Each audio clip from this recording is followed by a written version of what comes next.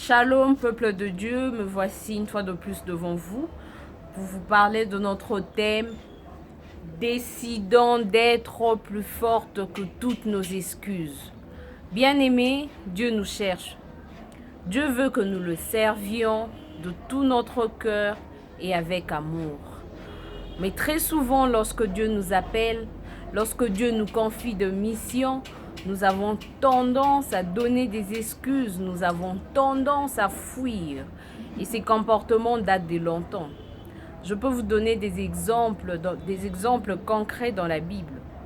Lorsque Dieu confia à Moïse la mission de sortir d'Égypte, les enfants d'Israël, son excuse était « Seigneur, je ne suis pas un homme qui ait la parole facile ». Lorsque Dieu confia à Gédéon la mission de délivrer entre les mains des Madian les Israélites, sa réponse était « Seigneur, avec quoi délivrerai-je Israël? Ma famille est la plus pauvre de Manassé, et moi je ne suis qu'un enfant dans la maison de mon père. » Et nous connaissons tous l'histoire de Jonas. Il avait même changé de ville, il avait fui. Il a changé de ville pour échapper à sa mission. Jérémie, lorsque Dieu l'avait établi prophète de nation, son excuse était « Seigneur, je ne sais pas parler. Je ne suis qu'un enfant. » Aujourd'hui encore, lorsque Dieu nous appelle, nous réagissons de la même façon. Lorsque Dieu nous appelle, nous donnons des excuses. Et moi, je suis un exemple. Lorsque Dieu m'avait confié une mission, j'ai dit « Seigneur, je suis incapable. Je suis très timide.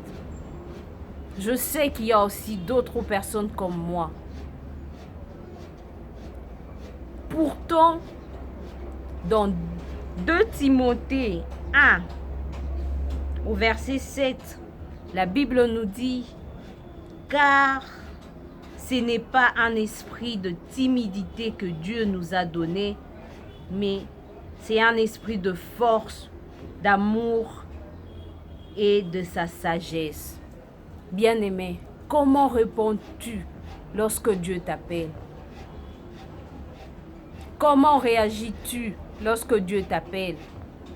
Il est important que nous comprenions que lorsque Dieu nous appelle, lorsque Dieu nous confie une mission, c'est parce qu'il sait que nous pouvons la faire. C'est parce qu'il sait que nous pouvons l'accomplir. Parce que c'est lui notre Créateur. Il nous connaît mieux que nous-mêmes. Ne cédons pas. Ne cédons pas aux excuses qui peuvent nous empêcher de connaître ce que Dieu a de meilleur pour nous. Soyons promptes à écouter, obéir et à faire ce qu'il demande. Et c'est ainsi que nous serons bénis. Que Dieu nous bénisse.